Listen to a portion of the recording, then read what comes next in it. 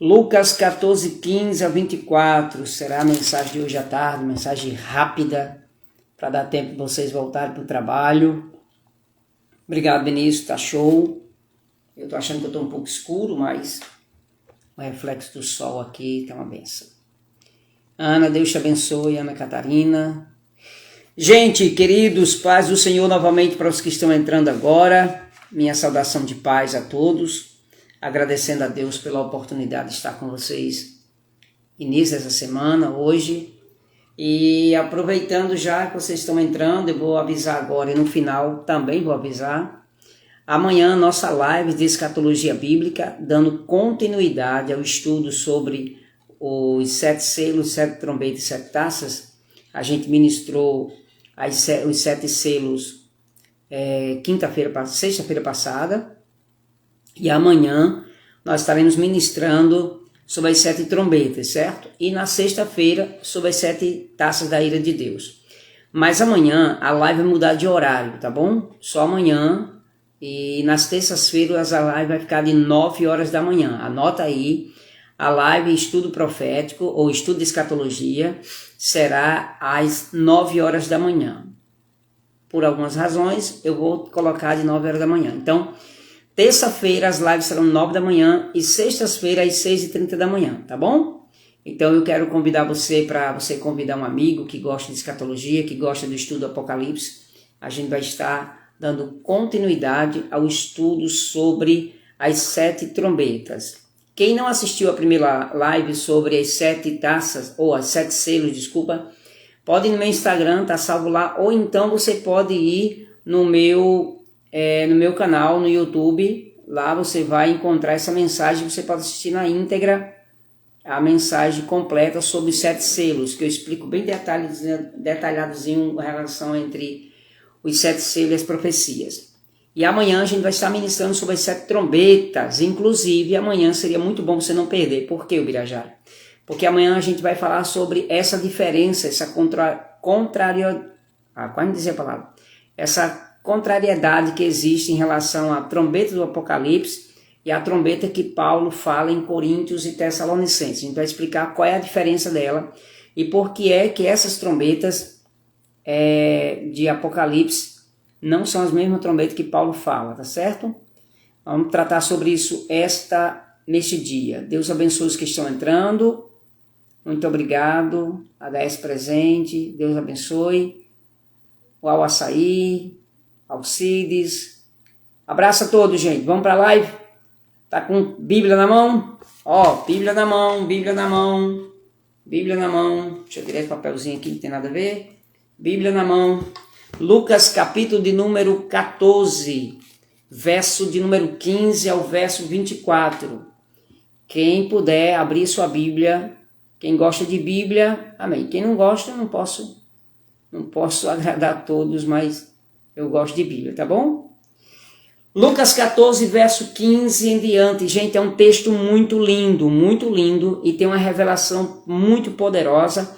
Essa live profética vai lhe ensinar você a entender o propósito de Cristo com a sua vida, com relação à sua chamada.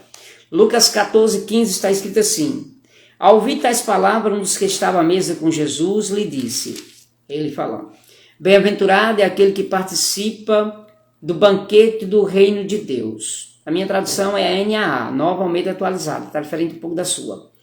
Versículo 16, Jesus, porém, respondeu, certo homem deu uma grande ceia, convidou a muitos. A hora da ceia enviou seu servo para avisar os convidados, venham porque tudo já está preparado.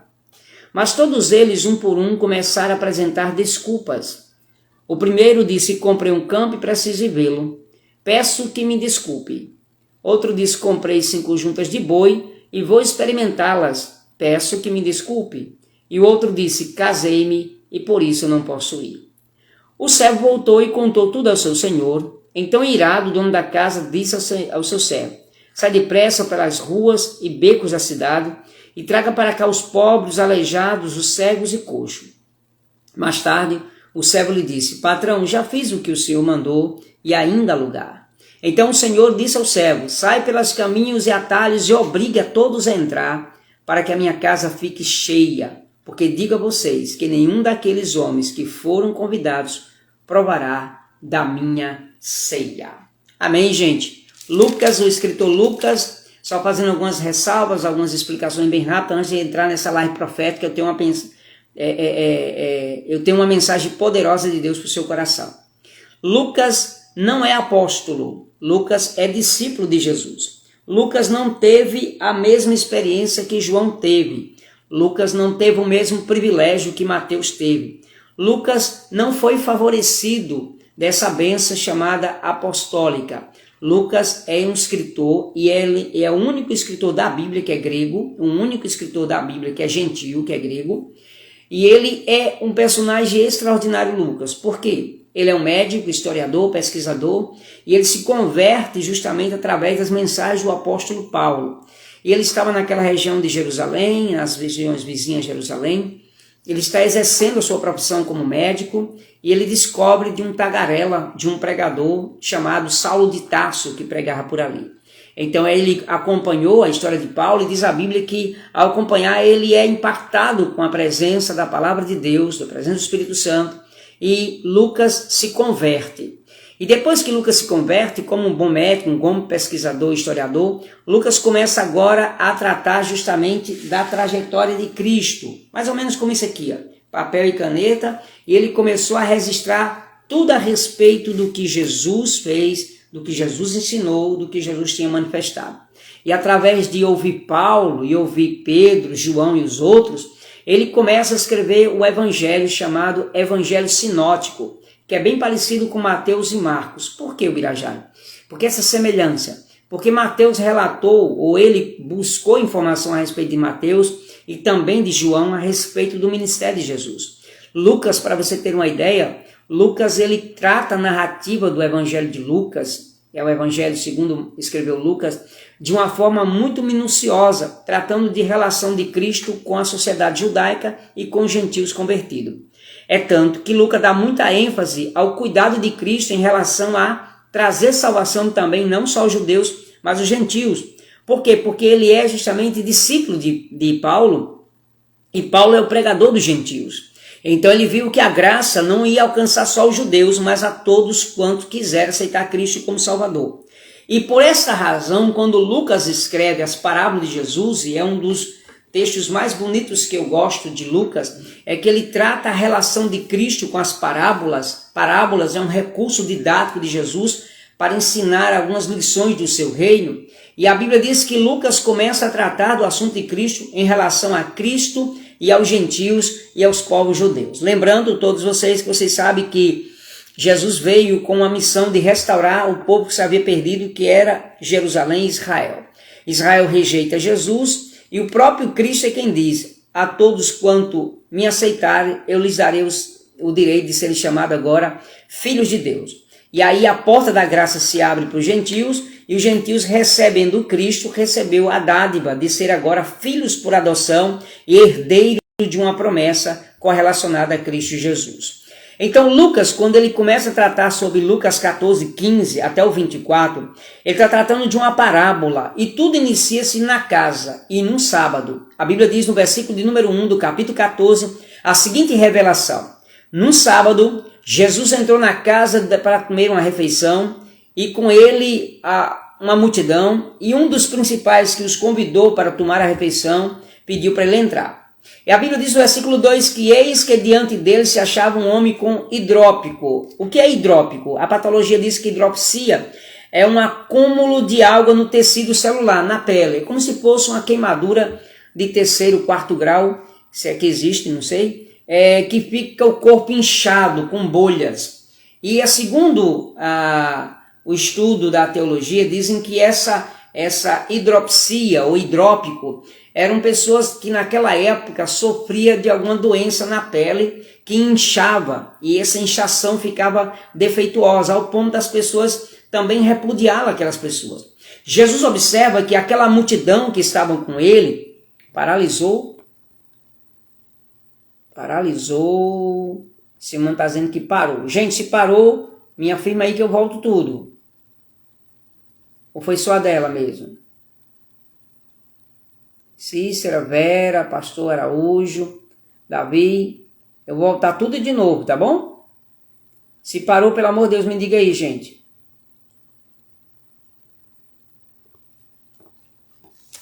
Não? Ok, então, Simone, foi só o seu, ok? Vou dar uma pausa aqui, refletindo tudo de novo. Então, Lucas, querido, escreve o capítulo de número 14, falando sobre a narrativa das parábolas de Jesus em relação à questão da chamada de Cristo. Então, escute, isso aqui é muito lindo para vocês aprenderem isso aqui.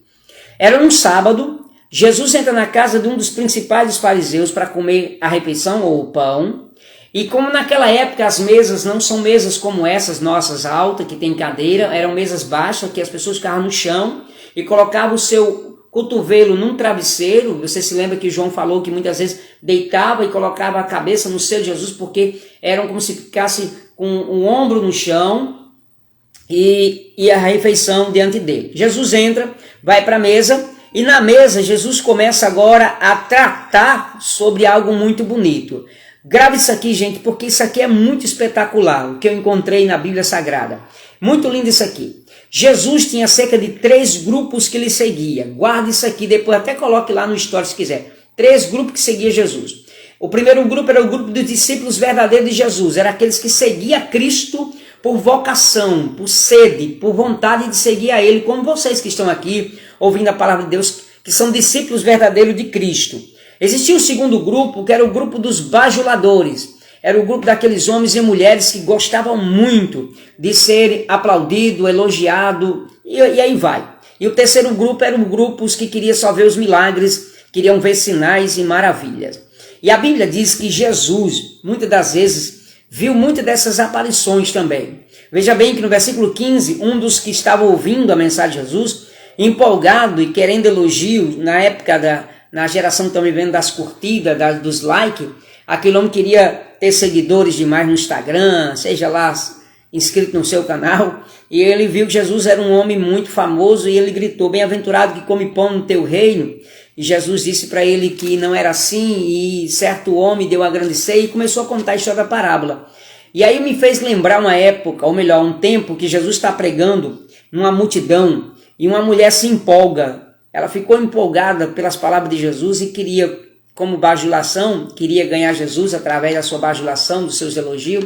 E ela gritou bem alto para todo mundo ouvir. Bem-aventurado são os seios que te amamentaram, feliz é o ventre que te trouxe. Aí Jesus olhou para ela e disse, cala a boca, mulher, bem-aventurado é aquele que ouve a minha palavra e crê naquele que me enviou. E aí eu começo a entender que Jesus, ele não suporta esse tipo de bajuladores. E você se lembra que a mãe de 2 discípulos de Jesus, 2 apóstolos, chamados João e Tiago, a esposa de Zebedeu, certa feita chegou para Jesus e disse, mestre, por favor, apresenta-se 2 cadeiras, uma do lado esquerdo e do lado direito, para que meus filhos se sentem. Afinal de contas, eles são os melhores do seu grupo e tudo, querendo ainda colocar Jesus, os seus filhos no lugar de destaque, quando Jesus disse que o reino de Deus não é feito assim. Jesus está na casa dos fariseus e ele observa esses 3 grupos de pessoas. Os verdadeiros discípulos, os que eram bajuladores e os que queriam sinais. Então, como Cristo queria trazer uma mensagem do reino de Deus para ele, correlacionada para os 3 grupos sobre o reino de Deus, falando sobre a eternidade, falando sobre a salvação, e ele conhecendo que o maior grupo que tinha lá era judaizante, o grupo pequeno era justamente de publicanos e pecadores, é tanto que o capítulo de número 15, se você pegar a Bíblia, começa dizendo que aproximando-se Jesus, todos os publicanos e pecadores para ouvir, a Bíblia diz que os fariseus e escribas estavam na porta murmurando, ou seja, enquanto Jesus estava observando que existiam judeus, existiam fariseus, escribas, pecadores e publicanos. E este acervo de pessoas aglomerou a casa daquele homem, daquele principal dos fariseus. Imagine gente na janela, na porta, em todo lugar para ver o mestre ensinando. Afinal de contas, era Jesus que estava pregando. Não era o Birajara, não era qualquer pastor, era Cristo que estava pregando. E esse Cristo que está pregando, ele está agora observando que existia 3 grupos entrando na casa. Então, como ele queria a atenção de todos, ele cria o poder da persuasão, atrair as pessoas para uma mensagem só. E ele começa a dizer o seguinte, olha, ele começa a falar primeiro para o primeiro grupo, que era o grupo que estava lá observando, queriam os sinais, que estavam criticando ele. Então ele pega esse rapaz que está com hidropsia, com essa inchação no seu corpo, e então Jesus dirige aos intérpretes da lei, né, aos que estão lá, os doutores da lei, e os fariseus, e pergunta o seguinte: é ou não é lícito curar no sábado? Eles, porém, não disseram nada, ficaram todos calados. Então Jesus pegou na mão daquele homem, curou e mandou ele embora, para atrair a atenção daqueles curiosos judaizantes que estavam lá na casa. O que é que acontece? A seguir, Jesus perguntou: quem é de vocês que o filho ou um boi cai num poço e não vai tirá-lo imediatamente, mesmo sendo dia de sábado? E aí eles ficaram mais irritados ainda, porque eles não queriam que Jesus curasse no sábado, porque contraria a lei de Moisés. O que é que acontece com isso? A isso, diz a Bíblia, não puderam lhe responder. O verso 7, Jesus começa de novo a observar outras coisas. Reparando como os convidados escolhiam os primeiros lugares, Jesus contou a primeira parábola de uma série de parábolas dentro do capítulo 14. Jesus diz: quando alguém convidar você para um casamento, quer um conselho? Não se sente nos primeiros lugares de honra, pois então aquele que te convidou virá alguém mais importante do que você. E o que acontece? Então aquele que te convidou vai dizer para você o seguinte: olha, por favor, dê lugar a este, então você irá ficar envergonhado e ocupar o último lugar. O verso 10, Jesus cerra dizendo o seguinte: pelo contrário, quando alguém convidá-los, vá, senta no último lugar, porque quando vier aquele que convidou, diga: você, amigo, venha para cá e senta no meu lugar, e assim terás honra diante dos convidados. Aí Jesus conclui dizendo o seguinte: porque todos que se exalta será humilhado, e o que se humilha será exaltado. Princípio de Jesus sobre sabedoria. Ele mostra para aqueles que estão buscando os primeiros lugares. Imagine comigo a multidão entrando: eu quero sentar aqui na frente, porque eu quero primeiro os holofotes, eu quero que ele me veja, eu quero que ele veja que eu sou seguidor dele, eu quero que ele olhe para mim e veja que eu sou crente verdadeiro. Gente, por favor, grave isso aqui, nunca esqueça isso. Estamos vendo uma geração da antropocentrismo, da adoração ao homem. Você já prestou atenção que nós somos carentes de curtidas, de like, de elogios, de aplausos, de ser ovacionado? Essa é a geração que mais elogia o homem. Essa é a geração que tira Cristo do foco e coloca o homem. Essa é a geração que observa mais o pontual do homem do que Cristo. Os nossos cultos estão impregnados de pessoas que vão aos cultos para ir atrás dos seus pregadores, das suas cantoras, dos seus ídolos, dos seus fantoches, e esquece que na casa tem Cristo como principal membro, o principal anfitrião da casa. E esta é a ideia principal do foco. Lucas está dizendo que aquele caso dentro da casa, Cristo era o principal personagem daquela casa. Então Jesus já atrai a segundo grupo, aí vem o terceiro grupo dizendo o seguinte: Jesus começa e ele termina dizendo: depois Jesus disse aos que havia convidado: quando vocês deram um jantar, uma cena, não convide os seus amigos. Olha só isso aqui: nem os seus irmãos, nem os seus parentes, nem vizinho rico, para não aconteça que retribua o convite e você seja recompensado. Então você faz o seguinte: pelo contrário, dá um banquete, convida os pobres, aleijados. Já está se dirigindo para os judeus, falando da rejeição dos judeus aos gentios. E ele diz o seguinte: e vocês serão bem-aventurados pelo fato de não terem eles como recompensá-lo, mas recompensado será na ressurreição do justo. Quando ele termina de trazer esse relato para aqueles dois grupos, surge o terceiro grupo. Aí o grupo que é dos bajuladores. Bem-aventurado é o que come pão no teu reino. Jesus disse: já que eu estou alcançando o primeiro grupo dos judeus, o segundo grupo, que é dos discípulos de Jesus que estavam com ele, e os bajuladores, Jesus precisa agora atrair para uma mensagem. Aí ele conta a parábola. A Alda está dizendo: é preciso ir adorar Jesus, ele sim, perfeito. Isso mesmo. Aí Jesus começa agora a falar em alto e bom som na casa para os três grupos que estavam na janela, na porta e na mesa sobre o reino de Deus, dizendo o seguinte: certo homem deu uma grande ceia. Aí ele continua falando dessa parábola, tratando justamente no final para descobrir que ele estava falando de judeus e gentios. E grave isso aqui, muito importante, irmão. Vinde, olha o que diz o texto: certo homem deu uma grande ceia e disse aos convidados, ou seja, e convidou a muitos. Então ele chegou para o seu servo e disse: olha o seguinte, a hora da ceia, ele enviou seu servo a dizer aos convidados: vinde, porque tudo já está preparado. Então o servo foi e disse aos convidados, lembre-se, aos convidados, eles já tinham sido convidados. Na cultura judaica existem dois tipos de convite para esse tipo de festividade, tanto casamento ou celebração de nascimento do filho, isso em casos de pessoas que têm condições de riqueza. O que é que aconteceu? Aconteceu de que Jesus agora está tratando da cultura judaica dentro do pensamento da sua mensagem profética aqui, que é a mensagem do reino de Deus. O que é que ele está dizendo aqui, Birajara? Simples demais. Ele está usando uma figura de uma festa judaica da época para ensinar lições do reino de Deus. Ou seja, o servo já disse que ele tinha ido falar para os convidados que tudo já estava preparado. E aqui que eu acho muito bonito, gente, é porque a Bíblia diz que ele já foi dar aviso aos que tinham sido convidados. Eu expliquei isso em certa igreja e vou explicar para vocês. Imagine comigo num casamento, a filha de um dono rico da cidade de Jerusalém marcou o casamento para um mês. Um mês antes, ele chama o seu servo, aquele criado mais importante da casa, junto com aquela mulher que era chamada de estilista ou alfaiate, e eles iam junto com um papel, e esse papel ia em rolo, certo? Com um selo que era feito de cera, que colocava no rolo do convite, e o selo do anel do rei colocava sobre o selo.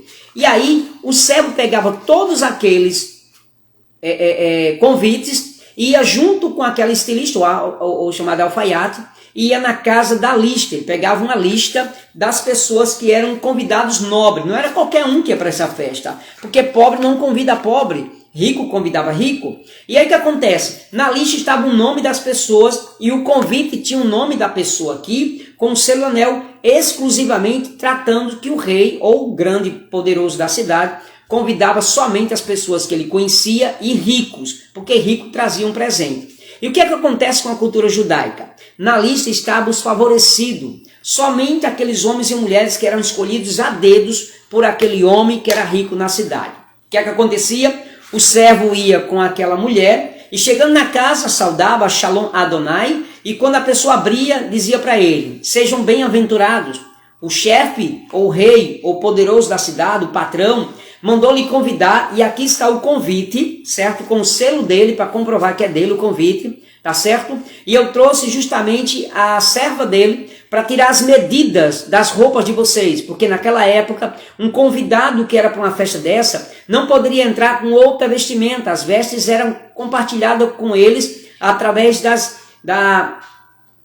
vestiduras que eram mandadas pelo próprio dono da casa ou do rei, ou do pai da noiva ou do noivo. Se lembra de Mateus 22, que Jesus conta uma parábola parecida com essa, que no meio da festa tinha alguém vestido de vestes diferentes dos outros e mandou que expulsasse da festa porque era um estranho. O que é que acontece? Teriam que estar com convite e justamente de vestes. A menina ia lá, media todas as medidas do tecido, da roupa, das indumentárias, e aí trazia de volta e dizia para ele que com 15 dias, depois tivesse todas as roupas prontas, deixaria na casa. Então eles voltavam com entregue todos os convites. 15 dias depois, essa mulher voltava à casa de todos eles, entregava os pacotes das suas roupas e dizia para ele: a data é dia X eu quero você na festa. Tinha recepção, e aí acontece algo muito lindo, gente. É que no dia da festa, pela manhã, a festa era às 6 da noite, e pela manhã, cedinho, o servo sozinho ia dizer aos convidados, batia na porta daquele convidado que já recebeu o convite e já foi tirado as medidas, bate na porta e diz para ele: Shalom Adonai, vinde porque tudo já está preparado, alertando os convidados que a festa já estava pronta, que a mesa já estava pronta, que a noiva já estava pronta e que ele era um convidado muito especial da festa.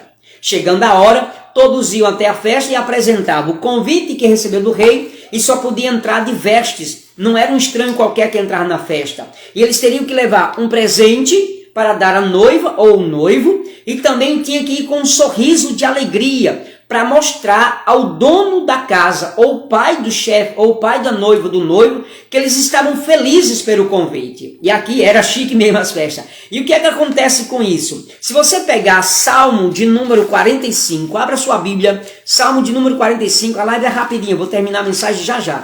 E Salmo 45, versículos 13 e 14 e 15 diz o seguinte: a filha do rei é toda formosa no interior do palácio. Os seus vestidos são enfeitados de ouro, em roupas bordadas, conduzem diante do rei as virgens. Suas companheiras que seguem serão trazidas à sua presença, ó rei. Se lembra da parábola das 10 virgens? Que as virgens levavam a noiva à presença do noivo para casamento? Então aqui está a figura dela também. Serão conduzidas com alegria e regozijo, segundo entrarão no palácio do rei e os pais ficariam alegres. Então, partindo desse princípio, Jesus está ensinando para os judeus sobre a questão de que a festa estava preparada e ele continua falando a relação destes convidados. Mas presta atenção que o servo foi e disse aos convidados: vinde porque tudo está preparado. Então acontece 3 desculpas esfarrapadas.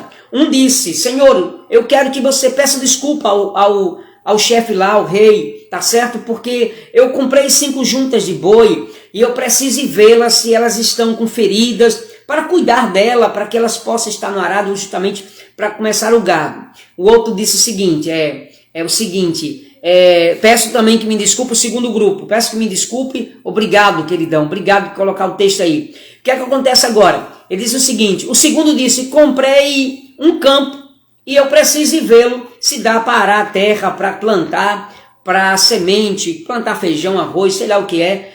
E aí o terceiro disse: rapaz, diga aí, coincidiu ou não? A data do casamento dele é a data também que eu casei e eu não vou poder ir. Quando o servo voltou, disse Jesus, quando o servo voltou, contou ao patrão as desculpas esfarrapadas. A Bíblia diz, é a Bíblia quem diz que o homem ficou irado, a ponto de mudar de ideia. Diz o seguinte, você está com a lista aí, tá? Rasga a lista. Rasga a lista aí.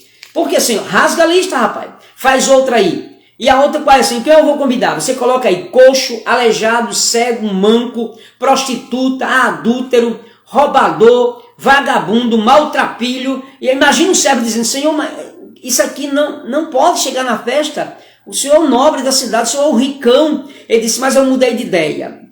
Glória a Deus, eu mudei de ideia. Faz isso, vá agora a esses convidados e digam para ele que eu estou convidando para a festa. Senhor, mas eles vão dizer que não tem veste, dá vestes para ele. Senhor, eles vão dizer que tem convite, dá convite para ele também. Imagine que o servo diz assim, o servo voltou, contou tudo ao seu senhor, ele ficou irado, mudou de ideia e disse: sai depressa, rápido pelas ruas e buracos da cidade e traz para cá cegos, aleijados, coxos, mancos, traz todo mundo para casa.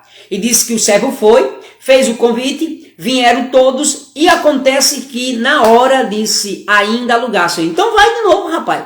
Traz todo mundo, eu quero a minha casa cheia.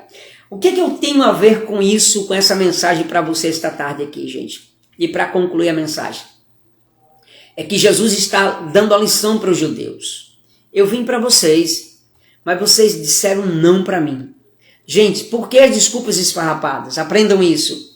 Ninguém compra campo à noite e vai ver se o campo dá para plantar. Ninguém compra boi e vai olhar boi ou vaca ou ovelha durante a noite, porque não consegue enxergar, não tem luz própria como essa daqui, certo? É de noite, só tinha lamparina, as tochas, não dá para ver as feridas. E terceiro, se ia casar, por que não avisou antes, já que eram 2 convites? Então a mudança de ideia é o seguinte, Jesus está dizendo o seguinte: eu vim para vocês, mas vocês disseram não para mim. Eu queria te dar os presentes, eu queria te dar uma festa, mas você recusou a minha festa. Então agora eu vou abrir um procedente, eu vou abrir a graça, eu vou colocar a graça como disposição e eu quero alcançar todos os homens e mulheres que não estariam nessa festa e agora participarão dessa festa. Sabe quem eram os cegos, aleijados, coxos, mancos, prostitutos, vagabundos, maltrapilhos? Era eu e você, que estava fora do radar. Mas a graça nos alcançou. E quando essa graça nos alcançou, nós fomos recebidos com um convite de Jesus. Vinde, todos vós que estáis cansados e sobrecarregados, e eu vos aliviarei. A graça se abre, ou melhor, a porta se abre, a graça alcança, e Jesus diz o seguinte no verso 11 e verso 12 de João, capítulo 1. Diz o seguinte: eu vim para os que eram meus, mas os meus não quiseram o meu convite. Mas a todos quanto receberem o meu convite, eu lhes darei acesso à graça e à salvação e tornarão agora filhos de Deus. Glória a Jesus. Olhe para cá, eu encerro com isso aqui. Para entrar na festa, você precisa ter esses 4 requisitos. Sem ela, você não entra na festa. Primeiro, um convite feito por Jesus. Aquele homem representa o Cristo. O cego representa o Espírito Santo. Os que deram desculpa representam os judeus e as pessoas que não querem Cristo. Os cegos, aleijados, coxos de mão que aceitaram o convite e vieram para a festa são as pessoas que encontraram com Cristo e hoje participam da festa. Imagine comigo a mulher lá na praça e o cego chegando dizendo assim: o rei lhe convida para uma grande festa que ele está preparando hoje à noite para você. Imagina dizendo assim: mas eu sou prostituta, eu sei. Mas eu sou um ladrão, eu sei. Eu sou um vagabundo, eu sei. Eu sou um maltrapilho, eu sei. Mas como é que ele me faz um convite? Eu não sei. Ele ficou irado pelos outros e mandou um convite para você. Aqui está o convite para você. Mas eu não tenho vestes, mas eu estou te dando vestes novas. E a Bíblia diz que precisamos de 4 coisas para entrar na festa. Primeiro, você precisa ter alegria. Quem serve a Cristo serve com alegria. Salmo 4, verso 7 diz: puseste no meu coração alegria, muito mais do que aqueles que embriagam com vinho. Segundo, para entrar na festa você tem que ter azeite. Por que, Ubirajara? Porque era costume judaico. Ricos levavam roupas de púrpuras, ou linho fino, ou ouro, ou incenso, ou mirra. Mas pobre levava justamente um pouquinho de azeite, como representação do que somente ele tinha em casa. Representação, o azeite representa a presença do Espírito Santo na Bíblia. Ou seja, para entrar na festa, você tem que estar cheio do Espírito Santo e ter a presença do Espírito Santo. Primeiro, tem que ter o convite de Jesus. Segundo, tem que ter a presença do Espírito Santo. Terceiro, você tem que ter o que, Ubirajara? Vestes. Vestes, sim. Eclesiastes 9:8, em todo tempo seja alvo as tuas vestes. Vestes de santidade, vestes de caráter. A noiva do Cordeiro, as suas vestes são brancas. Regozijemos, exultemos e demos glória, porque já chegou as bodas do Cordeiro e a sua noiva já está pronta, vestida de vestes de linho finíssimo, que são justamente a justiça do santo. Apocalipse 19, versículos 7 e 8. A noiva convidada para a festa tem vestes. E por último, gente, se tem azeite, tem alegria, tem veste, tem convite. E eu concluo dizendo para você, para entrar nessa festa, tem que ter azeite. Para entrar nessa festa, tem que ter alegria. Para entrar nessa festa, tem que ter veste. Para entrar nessa festa, tem que ter convite. Você não entrará no céu e não participará das bodas e não entrará justamente para participar da festa. E você não será convidado do noivo e entrará sem primeiro ter essas 4 coisas. Ok? Vinde porque tudo já está preparado. Jesus nessa tarde diz para você o seguinte: cadê as vestes? Estão limpas? Estamos. Tem azeite na reserva? Tem, Senhor. Tem alegria constante? Tem, Senhor. Então você tem um convite. Venha para a festa que a veste te espera. Gente, que Deus abençoe todos vocês. Eu quero agradecer essa oportunidade. Disse que a live hoje seria bem rapidinha. Eu tinha um recado de Deus para a sua mensagem. Recado não, uma mensagem de Deus para a sua vida. Lembre-se, vinde porque tudo já está preparado. Enquanto o mundo rejeita Cristo, nós abraçamos. Enquanto o mundo diz não para Ele, nós abraçamos. Enquanto dão desculpas esfarrapadas, nós aceitamos a desculpa. Sabe por quê? Porque a festa já está pronta. E eu e você somos a noiva convidada para este grande dia. Que Deus abençoe sua vida, sua história. Compartilhe essa live com o máximo de pessoas possível para ouvir essa mensagem. E não esqueça, nosso compromisso amanhã é às 9 horas da manhã, live escatológica falando sobre as 7 trombetas do Apocalipse, tá bom? Que Deus abençoe, um abraço fraternal, que Deus te abençoe em Cristo Jesus. Abraço a todos vocês que entraram, só minha saudação em Cristo aqui, a Alda, a cantora Alda, em breve ela vai estar em Mossoró, e pode sim, tem um irmão aqui, Davi, está perguntando, posso pregar essa mensagem na igreja que eu congrego? Pode, queridão. Pode, e pode até ouvir essa live 100 vezes, anotar e pode pregar ela. Essa mensagem é para você compartilhar mesmo. Não tenho nenhuma vaidade com isso não, tá certo? Deus abençoe a Simona, Newton, ao diácono Davi, a Lucy, a Maria das Graças, a mãe do Andel Carvalho, pregadorzão. Enfim, a todos vocês. A Lais, aqui na missionária, é forte, obrigado, querida. Elisama, Deus te abençoe. Enfim, gente, abraço a todos. Deus abençoe. Que Cristo Jesus abençoe teu lar. Pai querido, eu oro por todos que estão agora, Senhor, nesta live. Os que já saíram também, os que entraram, abençoe todos eles. orando por cada um deles, que esse dia seja um dia de surpresa e que o nome de Jesus seja glorificado. Nós somos a tua noiva, nós já estamos guardados, e que nós já temos as 4 coisas necessárias para entrar na festa: o convite, a veste, a alegria e o azeite. Que Deus abençoe você em Cristo Jesus. Amém.